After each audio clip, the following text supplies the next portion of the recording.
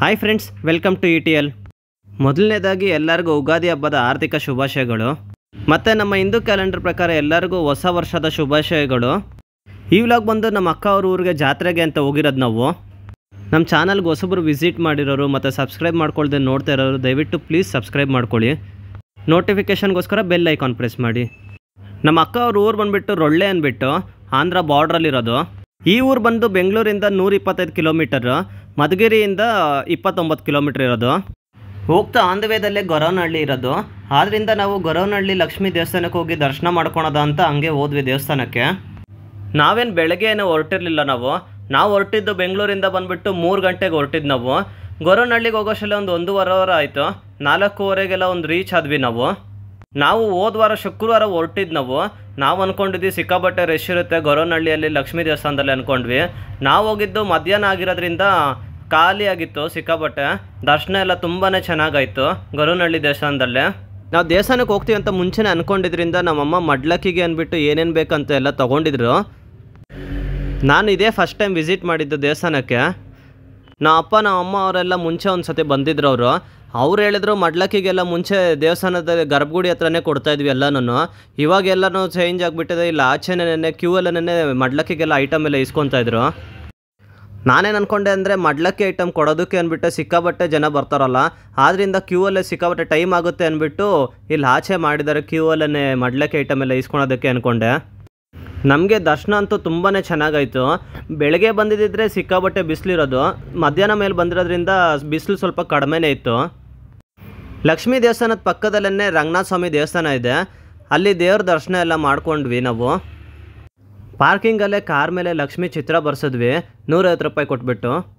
ನೋಡಿ ಎಷ್ಟು ಸಖತ್ತಾಗಿ ಬರ್ತಿದ್ದಾರೆ ಅಂದ್ಬಿಟ್ಟು ಕಾರ್ ವಿಂಡ್ಶೀಲ್ಡ್ ಮೇಲೆ. ಮತ್ತು ನಾವು ದರ್ಶನ ಎಲ್ಲ ಮುಗಿಸ್ಕೊಂಡು ನಾವು ಹಂಗೆ ಜರ್ನಿ ಕಂಟಿನ್ಯೂ ಮಾಡಿದ್ವಿ ಊರಿಗೆ. ಗೊರವನಹಳ್ಳಿಯಿಂದ ರೊಳ್ಳೆಗೆ ನಮಗೆ 1.25 ಅವರ್ ಇರೋ ಜರ್ನಿ ಇದು.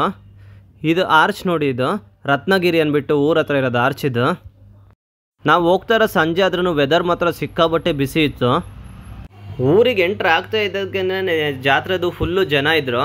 ಅಕ್ಕಪಕ್ಕದಲ್ಲೆಲ್ಲ ಅಂಗಡಿ, ತಿಂಡಿ ತಿನ್ನೋದಕ್ಕೆ ಮತ್ತು ಆಟ ಆಡೋದಕ್ಕೆ ಮತ್ತು ಪರ್ಚೇಸ್ ಮಾಡೋದಕ್ಕೆ ಎಲ್ಲದಕ್ಕೂ. ನಾವು ಹೋಗಿದ್ದು ಹಿಂದಿನ ದಿವಸನೇ ತೇರೆಲ್ಲ ಎಳೆದಾಗಿತ್ತು. ನಾವೊಂದು 6:30 ಅಷ್ಟೊತ್ತಿಗೆ ನಮ್ಮ ಅಕ್ಕ ಮನೆಗೆ ಸೇರ್ಕೊಂಡ್ವಿ. ಇದೇ ನೋಡಿ ನಮ್ಮ ಅಕ್ಕ ಮನೆ ಇರೋದು ರೊಳ್ಳೆದಲ್ಲೇ.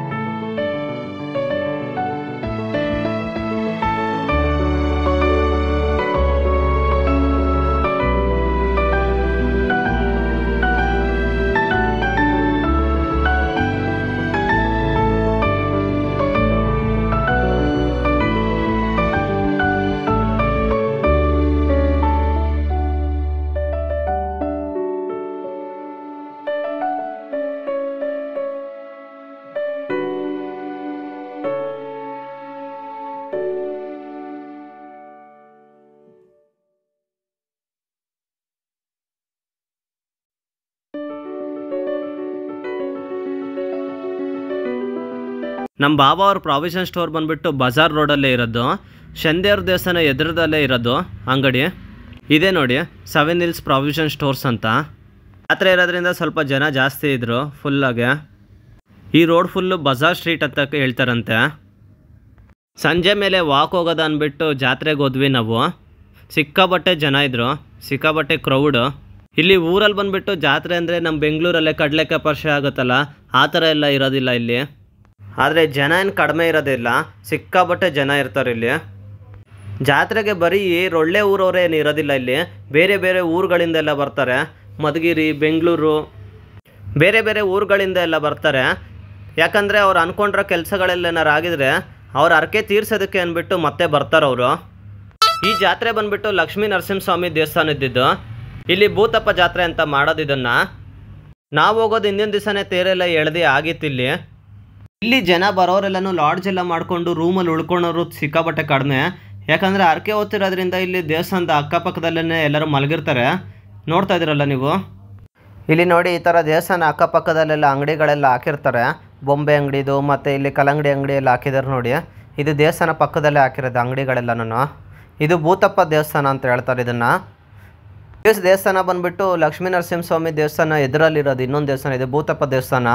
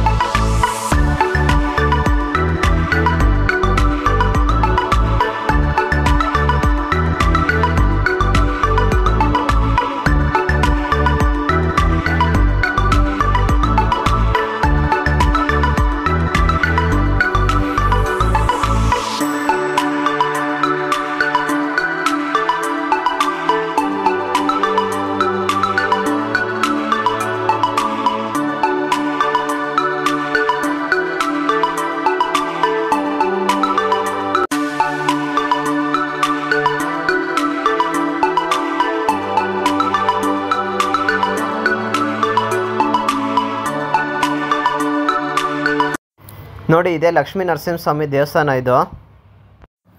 ಇಲ್ಲೇನಾರು ಹರಕೆ ಹೊತ್ಕೊಂಡಿದ್ರೆ ಇಲ್ಲಿಂದ ಮಣ್ಣಿಂದ ಉಂಡಿ ತೊಗೊಂಡು ಹೋಗ್ತಾರೆ ಮನೆಗೆ. ಅವ್ರ ಕೈಯಲ್ಲಾದಷ್ಟು ಅವಾಗ ದುಡ್ಡು ಹಾಕ್ತಾ ಇರ್ತಾರೆ ಉಂಡಿಗೆ.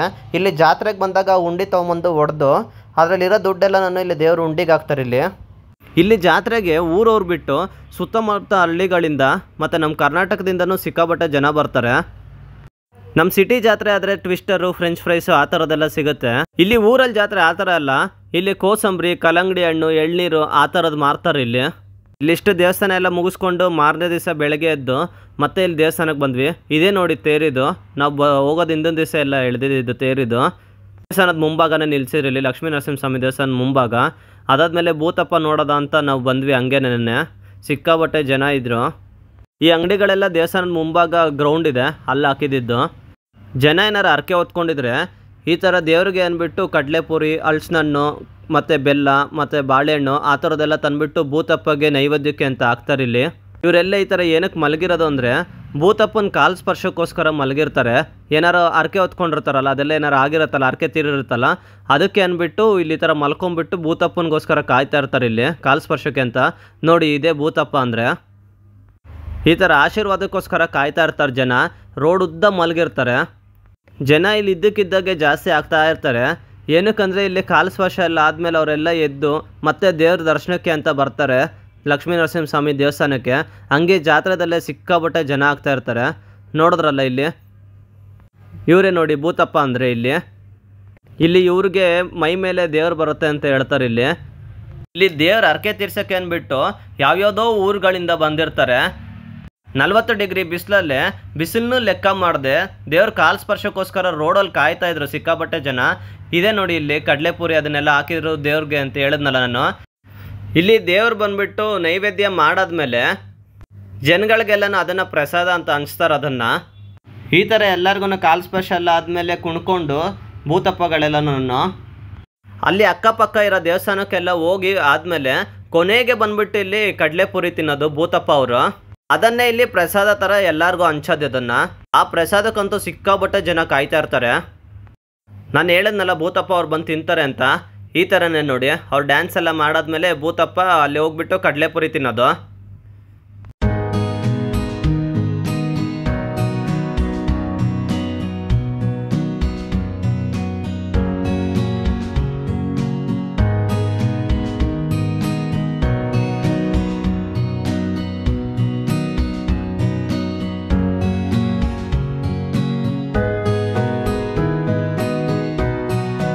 ಜಾತ್ರೆ ಎಲ್ಲ ಮುಗಿಸ್ಕೊಂಡು ಅಲ್ಲಿಂದ 1.5 ಕಿಲೋಮೀಟ್ರ್ ದೂರದಲ್ಲಿರೋ ಒಂದು ಶನ್ಮಾಪನ ದೇವಸ್ಥಾನ ಮತ್ತು ನರಸಿಂಹಸ್ವಾಮಿ ದೇವಸ್ಥಾನಕ್ಕೆ ಅಂತ ಬಂದ್ವಿ. ಈ ದೇವಸ್ಥಾನನೂ ಒಂದು ಊರೊಳಗಡೆ ಇರೋದಿದು. ಸಿಕ್ಕಾಪಟ್ಟೆ ಚೆನ್ನಾಗಿತ್ತು ದೇವಸ್ಥಾನ. ಅಲ್ಲಿ ಮೇಲೆ ನೋಡಿ, ಅಲ್ಲಿ ಗೋಪುರ ಎಲ್ಲ ಸಿಕ್ಕಾಪಟ್ಟೆ ಚೆನ್ನಾಗಿತ್ತು. ಜನ ಏನು ಇರಲಿಲ್ಲ, ಅಲ್ಲಿ ಖಾಲಿ ಇತ್ತು ಜಾತ್ರೆ ಇರೋದ್ರಿಂದ. ಇಲ್ಲಿ ದೇವಸ್ಥಾನದ ಆಚೆ ಹೋದರೆ ಸಿಕ್ಕಾಪಟ್ಟೆ ಬಿಸಿಲಿತ್ತು. ಅದೇ ದೇವಸ್ಥಾನದ ಒಳಗಡೆ ಬಂದರೆ ಸಿಕ್ಕಾಪಟ್ಟೆ ತಣ್ಣಗಿತ್ತು, ಚೆನ್ನಾಗಿತ್ತು. ಇಲ್ಲಿ ಕೈ ಕಾಲು ತೊಳೆಯೋದಕ್ಕೆ ಅಂತ ನೀರು ಇಟ್ಟಿರ್ತಾರೆ. ಎಷ್ಟು ತಣ್ಣಗಿತ್ತಂದರೆ ಆ ಬಿಸಿಲಲ್ಲಿ ಕೂಡ ನನ್ನ ಅದೇ ಆಶ್ಚರ್ಯ ಆಗೋದು. ಒಳ್ಳೆ ಬಾವಿಯಲ್ಲಿರೋದಿಲ್ವ ನೀರು, ಆ ಥರ ಇತ್ತು. ಅದೊಂದು ತೊಟ್ಟಿಯಲ್ಲಿದ್ದಿದ್ದು, ಅದು ಸಿಮೆಂಟಲ್ಲೇ ಕಟ್ಟಿರ್ತಾರಲ್ಲ ಅದರಲ್ಲಿದ್ದಿದ್ದು ನೀರದು. ಸಿಕ್ಕಾಬಟ್ಟೆ ತಣ್ಣಗಿತ್ತು ನೀರು. ನಾವಿಲ್ಲಿ ದರ್ಶನ ಎಲ್ಲ ಮುಗಿಸ್ಕೊಂಡು ರಿಟರ್ನ್ ಬೆಂಗಳೂರಿಗೆ ಹೊರಡೋಷ್ಟಲ್ಲಿ ನಾವು 6 ಗಂಟೆ ಆಗಿತ್ತು. ನಾವು ಹೊರಟಿದ್ದು ನಾವು ಮನೆಗೆ ಬಂದು ಸೇರಿದ್ದು ನಾವು ಒಂದು 8:30ಗೆ ಬಂದು ಸೇರಿದ್ವಿ. ನಾವು ಹೊರಟು ಮನೆಗೆ ಬಂದು ಸೇರೋ ತನಕ ತುಂಬ ಏನು ಟ್ರಾಫಿಕ್ ಏನಿರಲಿಲ್ಲ. ಆರಾಮಾಗಿ ಬಂದು ಬೇಗ ಸೇರಿದ್ವಿ ಮನೆಗೆ. ಈ ವ್ಲಾಗ್ ನಿಮ್ಗೆ ಇಷ್ಟ ಆಗಿದೆ ಲೈಕ್ ಮಾಡಿ, ಶೇರ್ ಮಾಡಿ, ಸಬ್ಸ್ಕ್ರೈಬ್ ಮಾಡ್ಕೊಳ್ಳೋದು ಮರಿಬೇಡಿ. ನೋಟಿಫಿಕೇಶನ್ಗೋಸ್ಕರ ಬೆಲ್ ಐಕಾನ್ ಪ್ರೆಸ್ ಮಾಡಿ.